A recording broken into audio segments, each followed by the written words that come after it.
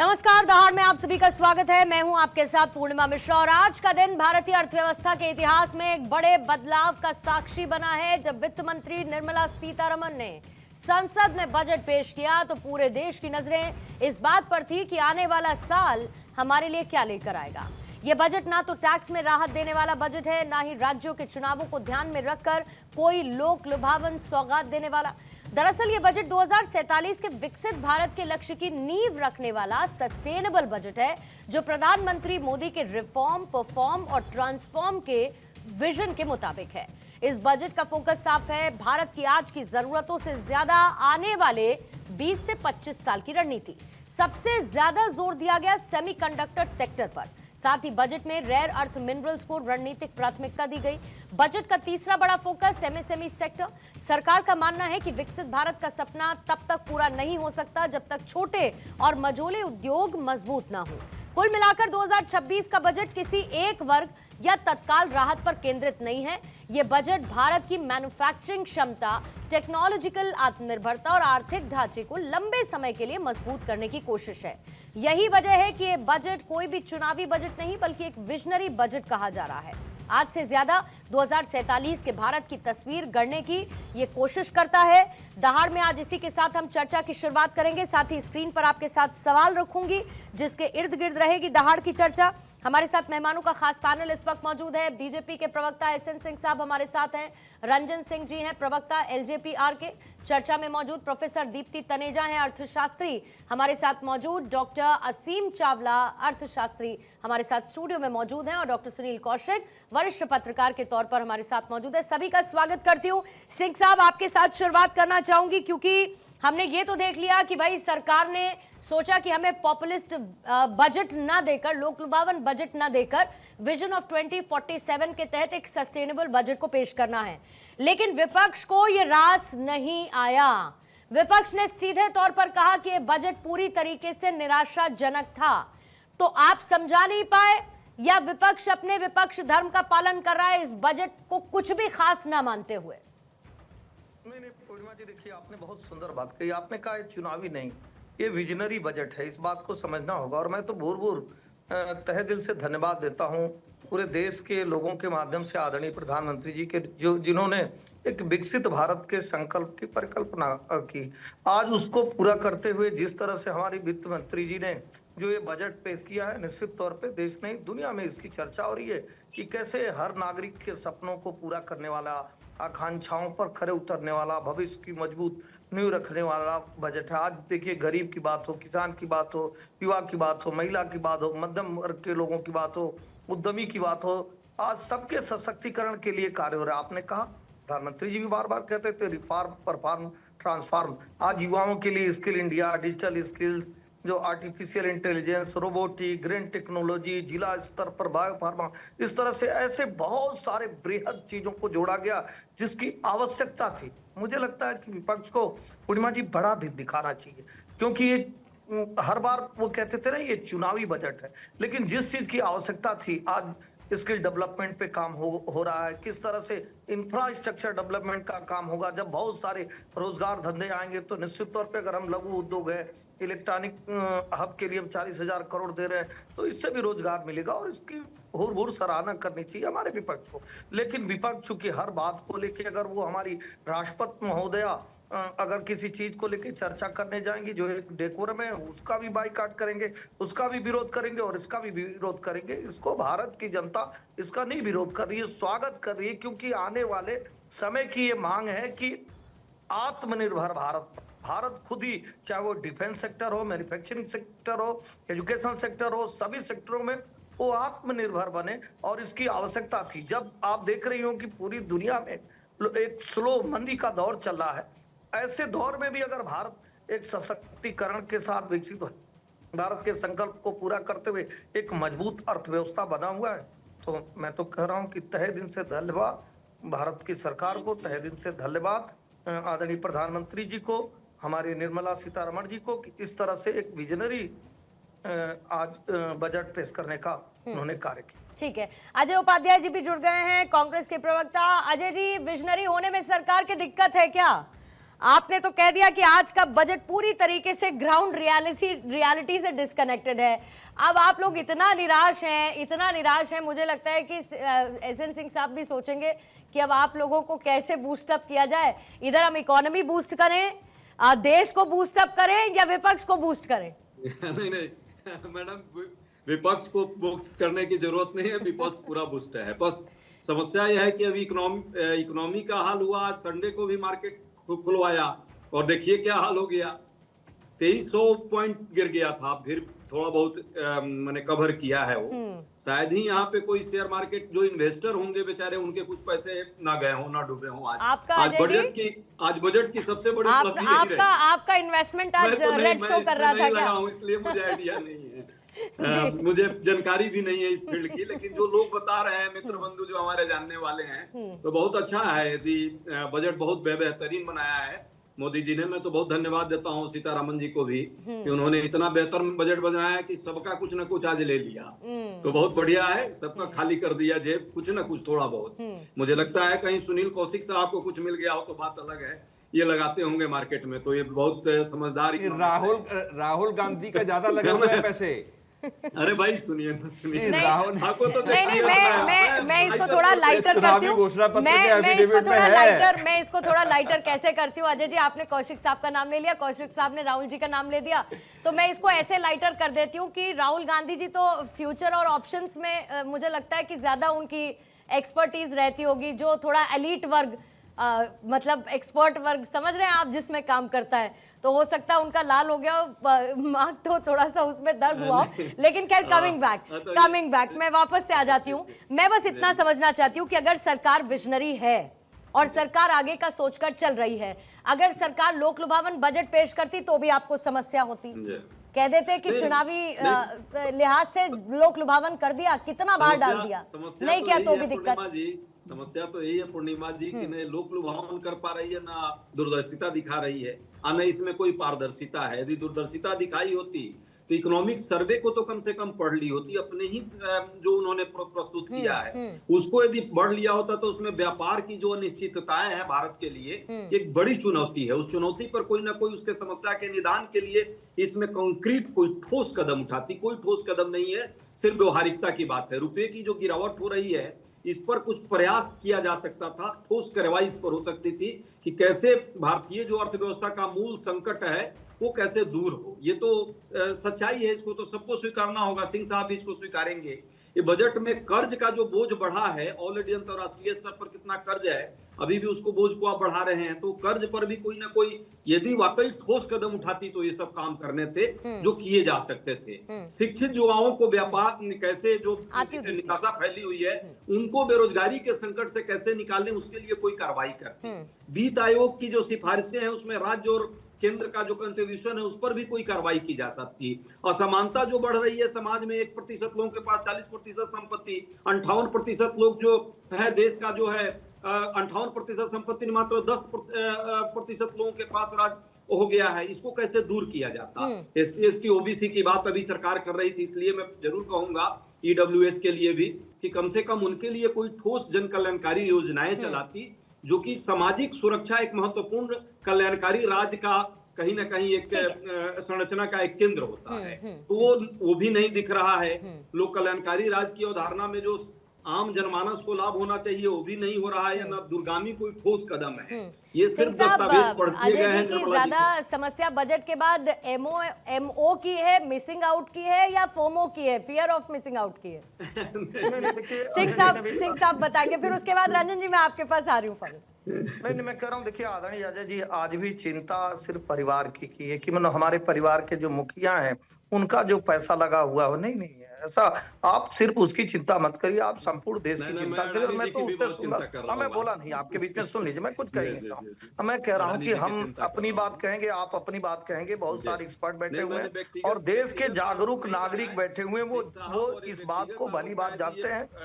कल बड़े बड़े अखबारों का, आज टीवी चैनलों की सुर्खियां हैं कि भारत की जो आवश्यकता थी, ये विजनरी बजट क्यों कहा जा रहा है आज न्यूज 24, आज भारत 24 की दाड़ में, इसलिए विजनरी बजट कहा जा रहा है कि इसी की मांग थी। जब आप इंडस्ट्रियल कॉरिडोर बनाएंगे, हब का निर्माण करेंगे तो ठीक निश्चित है। तौर पे वहां से रोजगार आएगा। रोजगार और कैसे आता है? रोजगार केवल एक परिवार के लोगों को प्रधानमंत्री और मुख्यमंत्री बनाने से थोड़े ना आता है। इसी तरह से जब नहीं, वो इंडस्ट्रियल तो स्वरोजगार हुआ ना जी सिंह साहब, वो स्वरोजगार की कैटेगरी में आया। ना, अच्छी बात मैं कर रहा हूँ। इंफ्रास्ट्रक्चर की जब डेवलपमेंट होते हैं, जब सड़कों का निर्माण होता है, पुल पुलिये का निर्माण होता है, कॉरिडोर के निर्माण होते हैं, निश्चित तौर पे रोजगार आते हैं। और आज आप देखिए, जैसे पिछली बार की बजट में आप बिहार के लिए देखे होंगे मखाना योजना, आज तमाम किसानों के लिए काजू का, कोको का, चंदन का, ग्रामीण गतिविधियों को बढ़ावा देने के लिए सरकार लेकर आई। मैं कहता हूं कि कांग्रेस इसी तरह से अपने खुश होने के लिए व्यक्तिगत तौर पे विरोध करती रहे, कोई दिक्कत नहीं। यहाँ एक्सपर्ट बैठे हुए हैं, देश के जागरूक नागरिक हैं, और भारत 24 की पूर्णिमा जी की दहाड़ चैनल के माध्यम से बहुत लोग समझ जाएंगे कि किस चीज की आवश्यकता थी। ठीक है, आज थोड़ा सा क्योंकि शॉर्ट डिबेट रहेगी, अजय जी मैं टाइम दूंगी आपको, मुझे एक एक रिएक्शन प्लीज लेने दीजिए, आज थोड़ा सा मेरे पास टाइम का बाउंडेशन है। रंजन सिंह साहब देखिए, आपकी सरकार भविष्य की बात करती है, विपक्ष जो है वो वर्तमान की बात करता है। इधर इंक्लूसिव ग्रोथ की बात होती है, या थॉट प्रोसेस तो इंक्लूसिव हो नहीं पा रहा, एक इधर, तो कैसे चलेंगे? पूर्णिमा जी नमस्कार, सारे को पैनलिस्टों को भी नमस्कार। पूर्णिमा जी बड़ी अच्छी बात आपने कही, राहुल गांधी जी के लिए आज न उनके लिए ऑप्शन है न फ्यूचर है, ये बहुत अच्छी बात आपने कही है। नहीं, ये मैंने नहीं कहा रंजन जी, ना रंजन जी मुझे गलत मत कोट करिएगा, ना नहीं, ये बिल्कुल नहीं कहा मैंने। मैं कोट कर रहा हूँ। हाँ, ये मत बोलिए कि पूर्णिमा मिश्रा ने कोट नहीं किया ये मैंने बोला है, मैंने बोला है आपके तथ्यों से लेकर मैंने बोला है कि ना ही उनके लिए ऑप्शन है ना ही फ्यूचर है। 2 मिनट मेरे कांग्रेस के मित्र सुन लेंगे। देखिए, आपके समय में 2 ट्रिलियन की इकोनॉमी थी, तब व्यवस्था कुछ अलग थी। आज इकोनॉमी लगभग डबल है। आप समझिए, जिस तरीके से अर्बन इंफ्रास्ट्रक्चर पर काम हो रहा है, जिस तरीके से 12 लाख करोड़ रुपए का कैपिटल एक्सपेंडिचर पे वर्क हो रहा है, या 7 कॉरिडोर या रैपिड ट्रेन, अमृत भारत, इस तरह से 8 लाख किलोमीटर का हाईवे, इस तरह की सोच तो कांग्रेस की कभी थी ही नहीं भाई साहब। आज जिस तरीके से बजट आया है, मैं साधुवाद देता हूं निर्मला सीतारमन जी को और आदरणीय मोदी जी को भी, कि इस तरह के विजनरी प्रोजेक्ट को लेकर 2047 के भारत को कल्पना करने का ये आधार वाला बजट है, जिसमें हमारे नेता आदरणीय चिराग पासवान जी के जो फूड प्रोसेसिंग क्या है उसका भूमिका देख लीजिए। आप एक्सपोर्ट में 50 अरब डॉलर का एक्सपोर्ट हुआ, जो कि टोटल एक्सपोर्ट का 11% है। आज एक्सपोर्ट में वृद्धि सिर्फ फूड प्रोसेसिंग को लेकर 20% है। हमारे मखाना बोर्ड से जिस तरीके से किसान खुशहाल हुआ, समृद्ध हुआ, पूर्णिमा जी इसको भी नोट करने की जरूरत है। इनके तो 6% के फिजिकल डेफिसिट होते थे, आज 4% पे है। आज इनके समय में अगर फॉरेन एक्सचेंज देख लिया जाए तो 300 बिलियन डॉलर का होता था, आज लगभग 800 बिलियन डॉलर का है। इनके समय में लगभग 126 बिलियन डॉलर का एक्सपोर्ट होता था, आज 780 बिलियन डॉलर का एक्सपोर्ट है। आप किसी भी सेगमेंट में ले लीजिए, किसी भी जगह पर ले लीजिए, कांग्रेस आज की स्थिति में बोलने लायक नहीं है। बस एक बात कहते हुए, आपने क्योंकि हर सेगमेंट की बात कर दी, तो एक सेगमेंट मैं ऐड ऑन कर देती हूँ, जो I am sure Ajay ji भी मेंशन करना चाहेंगे।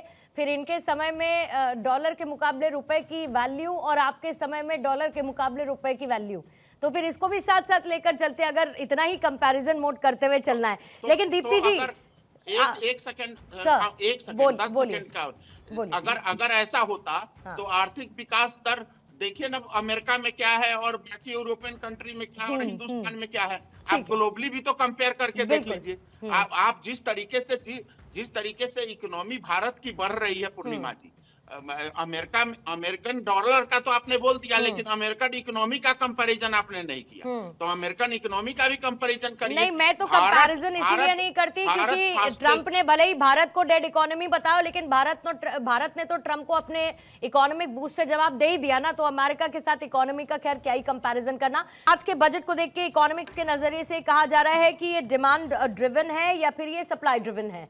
साथ ही जो अजय जी ने कहा, आप उस पर भी कुछ काउंटर रखना चाह रही थी, दोनों को ऐड करके बात करिएगा, क्योंकि हम इकोनॉमिकली भी खुद को बूस्ट करना चाहते हैं। तो भले ही आज शायद हर एक सेक्टर के लिए कुछ एक्सक्लूसिव ना हो, लेकिन पुरानी योजनाओं को कंटिन्यू करते हुए उनका जमीन पर उनका एग्जीक्यूशन करना, लोगों तक लाभ पहुंचाने की कोशिश करना, ये नियत बहुत क्लियरली दिखती है। जाहिर है कि आने वाले वक्त में इकोनॉमी को बूस्ट करेगी।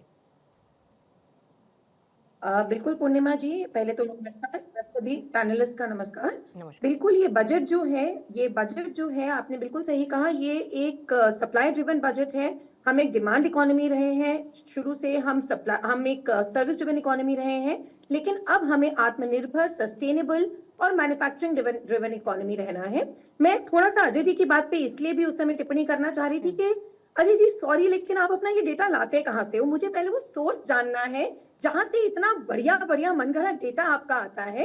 आप कह रहे हो कि सोशल सिक्योरिटी के लिए कुछ नहीं किया, ना आपको अटल पेंशन योजना दिखती है, ना आपको आयुष्मान भारत दिखता है, ना आपको एम्प्लॉयमेंट में पीरियोडिक लेबर फोर्स सर्वे का डेटा दिखता है, ना आपको मुद्रा लोन्स का जो सेल्फ एम्प्लॉयमेंट है, स्वावलंबन है, वो दिखता है, ना आपको इंडिया एक थर्ड लार्जेस्ट स्टार्टअप इकोनॉमी है वो दिखती है, ना आप टेक स्टार्टअप में जो हम थर्ड लार्जेस्ट रहे हैं यूएस और चाइना के बाद आपको वो दिखता है। ग्लोबल इनोवेशन इंडेक्स में हम जो 76 पोजीशन से 38 पोजीशन पे आए हैं वो आपको नहीं दिखता है। ये स्टार्टअप से 21 लाख जॉब जनरेट हुई हैं, आपको वो नहीं दिखता है। आप बात कर रहे हो डेट बढ़ गया, कौन सा डेटा कहां से कहता है? डेट जीडीपी रेशो हमारा कम होता जा रहा है, फिस्कल डेफिसिट को हम आधे पे ले आए हैं। सर, तो पहली बात तो मैं आपका डेटा सोर्स जानना चाहूंगी कि मुझे भी पता चले ऐसा इनलाइटन डेटा लाना कहां से Ajay ji. Coming on to बिल्कुल जो बजट की बात है, ये एक विजन डॉक्यूमेंट है, ये एक विजनरी डॉक्यूमेंट है। मैं ये बोलूंगी कि ये बजट से ज्यादा तो एक विजन स्टेटमेंट है कि अगले आने वाले 21-22 साल जब हम विकसित भारत का एक सपना देख रहे हैं, वो हमें कैसे उसको अचीव करना है। देखिए, जब जब आप लेबर इंटेंसिव सेक्टर्स को बढ़ाती हैं, चाहे वो टेक्सटाइल्स हो, चाहे वो एग्रीकल्चर हो, चाहे वो आपके टेक्सटाइल्स हो, लेदर हो, फुटवेयर हो, वो सब में एम्प्लॉयमेंट बढ़ेगी ही बढ़ेगी। हमने अपनी कस्टम जितनी भी ड्यूटीज हैं on inputs, EV, nuclear, future looking जितनी है, बायोफार्मा, ये सब सेक्टर्स के बारे में बात हो रही है, एक विजन के साथ बात हो रही है पूर्णिमा जी। और ये सभी भारतीयों को समझना पड़ेगा कि एक बार के लिए तो पॉपुलिस्ट होके मैं कहूंगी, मैं सरकार की बहुत सराहना करूंगी कि उन्होंने डिसाइड किया कि नहीं, ये पॉपुलिस्ट बजट देने का समय नहीं है, ये एक भारत को विकसित भारत की ओर अग्रसर करके ले जाने वाला बजट है पूर्णिमा जी। कौशिक साहब, पहले आपके पास तो चावला साहब, हाँ बोलिएगा अजय जी, पहले आप बोल लीजिए। हाँ, बड़ा नहीं, छोटा सा एकदम बोलिए, बताइए। बहन ने कहा, दीप्ति जी बहुत ही विद्वान प्रोफेसर हैं, और वाकई ये सरकार का नाम ही है नो डाटा अवेलेबल एनडीए। ये सरकार के पास तो डेटा ही नहीं है बहुत सारी चीजों का। लेकिन हाँ, आईएमएफ का एक डेटा मैं जरूर कोट करूंगा, क्योंकि आईएमएफ ने ही कहा इसको बी से सी इकोनॉमी ग्रेडिंग कर दिया डेटा का विश्वसनीयता के संकट को लेकर के, और उसने स्पष्ट किया, मुझे लगता है आप तो विद्वान हैं इसलिए जरूर पढ़ी होंगी कि उन्होंने क्या कहा है। और डेडलाइन की बात इस पूरे बजट में नहीं है, ना कोई हेडलाइन बन पाया, इसलिए अब वो घिसी पिटी बातें वही चल रही है। जहां तक बात आयुष्मान भारत की है, आपने सबने देखा ही, आए दिन आयुष्मान भारत की क्या हालात है। उसी तरह आपने दूसरी बात कही है मुद्रा लोन की। मुद्रा लोन तो बस एवरेज 12 से 15 हजार रुपए का है। उस 15 हजार में कौन सा रोजगार कितने लोग कर रहे हैं वो भी सबको पता है। और इस बार वाले में मुद्रा लोन क्या है, क्योंकि ये बजट आपको एसएनपी, आपको मूडीज, आपको इनकी रैंकिंग्स क्यों नहीं दिखती सर? यही आईएमएफ कहता है नो डेटा सरकार आपने कह दी। आईएमएफ भी कहता है कि बीच में मैंने नहीं बोला, कहेंगे तो आगे मैं भी आपके बीच में बोल लूंगा, तो मुझे लगता है मेरी बात पूरी हो जाने दीजिए। ये बजट एक साल का, ये मुझे लगता है, मुझे पैनलिस्टों को ये समझ में आनी चाहिए कि ये एनुअल बजट है, और एनुअल बजट में डेडलाइन भी होता है और हेडलाइन भी बनता है।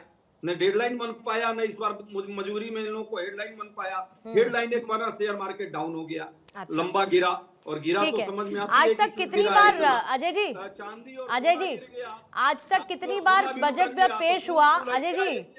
अजय जी सुनिए ना, आज तक जितनी बार बजट पेश हुआ तो कितनी बार शेयर मार्केट अप हुआ बजट वाले दिन और कितनी बार डाउन हुआ, बताएंगे क्या?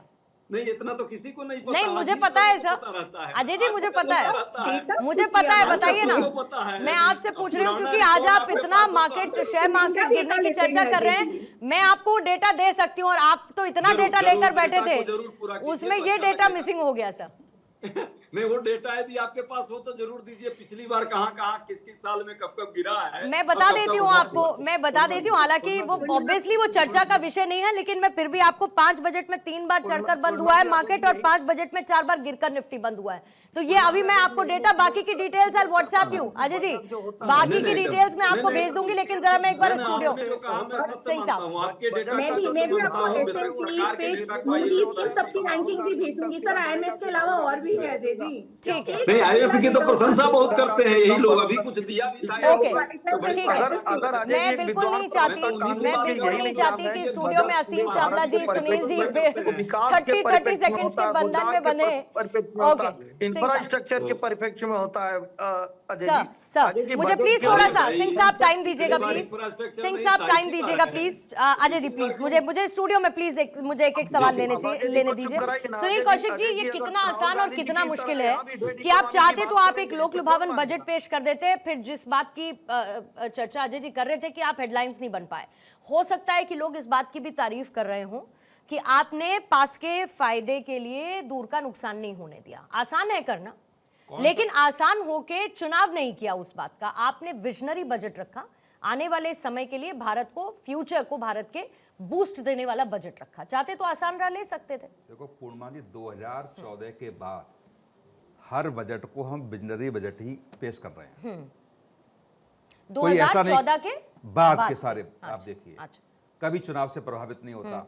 हर बजट में ये कहा जाता है कि मोदी जी बिना लाग लपेट के फैसले, कड़े फैसले लेते हैं वो। और पिछली बार बजट में कई बार ऐसी चर्चाएं हुई हैं। क्या देश जा कहां रहा है ये नहीं देखना पड़ेगा। आप पिछले बजट में जो चर्चा करेंगे वो अगले बजट में भूल जाएंगे। पिछले बजट की समीक्षा आप नहीं करेंगे, उससे पिछले बजट की आप समीक्षा नहीं करेंगे। एक ऐसा विजन आप दे देंगे जिसकी कोई डेडलाइन नहीं होगी आपके पास, कब तक हम उसको पूरा करेंगे। अगले 25 साल, 30 साल, 40 साल, 2047 तक ये हो जाएगा। ये सुन सुन के कान नहीं पक गए सब लोगों के। आखिर में आपके पास किसी भी योजना का कोई ऐसा ब्लूप्रिंट है कि ये सरकार इस 2028 तक, 2035 तक इसको पूर्ण कर लेगी। और आप देखिए, शुरू में पहले सबसे पहले 2014 में 100 हम सबसे बड़ी स्मार्ट सिटी बनाएंगे। क्या हुआ उन स्मार्ट सिटी का? हर एक सांसद गांव गोद लेगा, उसमें क्या हुआ आप देखेंगे। पिछली बार जो हेल्थ में जो बड़ा बड़ा चर्चा हमने की थी कि लगभग आप देखेंगे 1 लाख करोड़ से ऊपर हेल्थ के लिए दिया है। आज की स्थिति क्या है? आपने हेल्थ में अब आकर के आप कह रहे हैं कि हमको इसमें बड़े आधुनिकीकरण की ओर इनको ले जाना है, और इसको हम एक कॉरिडोर के रूप में एक ऐसा स्थापित करेंगे कि निश्चित तौर से जो मेडिकल टूरिज्म को बढ़ावा कैसे मिले। ये मेडिकल टूरिज्म आप देखेंगे 2015 के बजट में इसका चर्चा थी। मेडिकल टूरिज्म कहां चला गया? आज हम 2026 के इसी में वही शब्दों का उपयोग करते हुए हम देख रहे हैं। तो आखिर में मुझे नहीं दिख रहा, अच्छी चीज है कि उन्होंने की है, और ये मुझे लगता है कि एक देश को मजबूत करने के लिए करनी भी चाहिए कि बिना प्रभावित किए हुए, डायरेक्ट बेनिफिट दिए हुए फैसले लेने चाहिए। लेकिन उस फैसले का प्रभाव आम जनता पर कैसे नहीं पड़ रहा है, इस बात का आप देखिए। पिछला बजट मुझे याद है टैक्स रिलैक्सेशन मिले थे। 2 सेकंड नहीं कौशिक साहब सुनिए ना, पिछले बजट में टैक्स रिलैक्सेशन मिले थे, इस बार नहीं मिले। अब पिछली बार भी मिले, इस बार भी मिल जाते। आपने कहा कि ये हम कब से सुन रहे हैं, आपने कहा कि ये तो विजनरी बजट ही बता रहे। अगर लोक लुभावन करना होता, पॉपुलिस्ट करना होता, तो दीदी क्यों रो रही होती बंगाल को कुछ नहीं मिला? बंगाल में तो चुनाव है, बंगाल में चुनाव है। अभी ये बिहार से पहले हो जाता तो आप लोग कह देते कि बिहार में चुनाव है इसीलिए कर रहे हैं। राजनीतिक बातें नहीं, आप वरिष्ठ पत्रकार हैं सर, हम और आप राजनीतिक नहीं करेंगे तो क्या बात करें? जिन राज्यों में चुनाव है उन राज्यों में भारतीय जनता पार्टी की सरकार होती तो जरूर होता, उसमें क्यों नहीं होता? तो अभी तो बंगाल के लिए नहीं दिया ना, दीदी रो रही हैं। 1 करोड़ किसानों की चर्चा कर रहे हैं, अब तटीय क्षेत्रों के किसानों की चर्चा करेंगे। इधर के किसान नहीं है। इधर के किसानों को क्या मिला? आपने उस क्षेत्रों में जाकर के किसानों को देने का काम किया जहां चुनाव है, आपने वहां भी उनको फंसा दिया। किसानों को एमएसपी के लिए राज्यों में बांट दिया गया क्या? ये कहा गया कि इधर के किसानों को मिलेगा, उधर के किसानों को नहीं मिलेगा। सारे देश के किसान के ऊपर चर्चा होनी चाहिए। जितना भी अभी एआई, जितना भी आर्टिफिशियल इंटेलिजेंस किसानों के लिए इस्तेमाल करने वाले हैं, वो क्या इधर और उधर के किसानों में बांट दिया गया? उसका भी आपने 1 करोड़ किसानों को जहां देने की बात हुई, आपने क्या कहा 2030 तक करेंगे। अच्छा, 2030 तक ले जाके कर रहे हैं आप, 2030 तक हम इसको ग्लोबल ठीक है के रूप में स्थापित कर देंगे। तो ये मुझे नहीं लगता, लेकिन ठीक है। ठीक है असीम चावला साहब, I am so sorry, time बहुत लिमिटेड है मेरे पास, लेकिन फिर भी आपने इतनी सारी कॉन्वर्सेशन सुन ली, अब मुझे ये बता दीजिए कि इस बजट को कितने नंबर आप दे रहे हैं? कम दे रहे हैं तो क्यों दे रहे हैं, ज्यादा दे रहे हैं तो क्यों दे रहे ये हैं? सुबह वाला कन्वर्सेशन है। Budget statements can not be, इनको आप नहीं माप सकते। ये कोई मैथमेटिक्स का पेपर नहीं है। और जहाँ तक ये नहीं, विजन, आपकी इवैल्यूएशन के हिसाब से, मेरे- मतलब अगर आप एक it's a- एक्सपर्ट के नाते आप इस बजट को देखें तो देखिए इसमें कोई दो राय नहीं है कि आप टेक्नोलॉजी, एआई, सेमीकंडक्टर और जो न्यू वर्ल्ड है उससे आप ओझल नहीं हो सकते। और ये नीड ऑफ द आवर थी कि आप ग्लोबल कैपेबिलिटी सेंटर्स को, एआई को एम्प्लॉयमेंट कैसे जनरेट करें। हमारी सर्विसेज सेक्टर हमारा स्ट्रॉन्ग पॉइंट है और गवर्नमेंट ये मानती है कि हमें अपने स्ट्रॉन्ग पॉइंट पे खेलना चाहिए। तो अगर आज आपने एक इकोसिस्टम की अनाउंसमेंट करी और हर साल एक एक्शन टेकन रिपोर्ट की एक स्टेटमेंट भी आती है जिसमें हमने जो गवर्नमेंट ऑफ द आवर है वो क्या करती है, और इस गवर्नमेंट ने ही वो शुरू किया डॉक्यूमेंट। मैं उस विषय पे नहीं जाना चाहता राइट और रॉन्ग। अगर आज आप मिनरल्स की, सेमीकंडक्टर की, बायोफार्मा की, कंस्ट्रक्शन इक्विपमेंट की, सारा ecosystem, global capability centre, AI की बात करते हैं, ये एक हब इंडिया क्रिएट करना चाहता है। और इसमें पैकेज आप ITES को टैक्स के माध्यम से भी दे रहे हैं, ट्रांसफर प्राइसिंग भी देख रहे हैं, एक ये बैकएंड भी है इसके साथ इस बजट में जुड़ा हुआ। This will attract lot of foreign investors और एक बड़ा कंपेलिंग केस है कि आप इंडिया की तरफ क्यों ना देखें। और अगर वो एक हब क्रिएट हो सकता है, सो मच सो आप ग्लोबल एक्सपर्ट्स को ये भी कह रहे हैं 5 साल आइए हम आपकी इनकम भी नहीं टैक्स नहीं करेंगे। तो इसको अगर आप संपूर्ण तरीके से देखें तो ऐसा नहीं लगता कि, और फिर आप इसके साथ बैंकिंग में रिफॉर्म्स चाह रहे हैं, एजुकेशन में चाह रहे हैं, टेक्सटाइल्स में चाह रहे हैं, कंस्ट्रक्शन सेक्टर में जा रहे हैं, सेमीकंडक्टर मिशन की आप बात कर रहे हैं। What else you want? ये नीड ऑफ द आवर है। अगर आप आज टेक्नोलॉजी, स्मार्ट एआई से ओझल होके कोई बात करें, that is not relevant in present context. और अगर इंडिया अपनी स्ट्रेंथ्स पे नहीं खेलेगा तो फिर क्या करेगा? What do you want us to do? ठीक है सिंह साहब, आई एम रियली सॉरी, मैं आपका काउंटर नहीं ले पाऊंगी दीप्ति जी, आई एम रियली सॉरी। लेकिन आप सभी का बहुत बहुत शुक्रिया चर्चा में शामिल होने के लिए। दहाड़ को आज फिलहाल यहीं पर खत्म करते हैं, एक छोटे से ब्रेक के लिए रुकते हैं। Thank you so much all of you.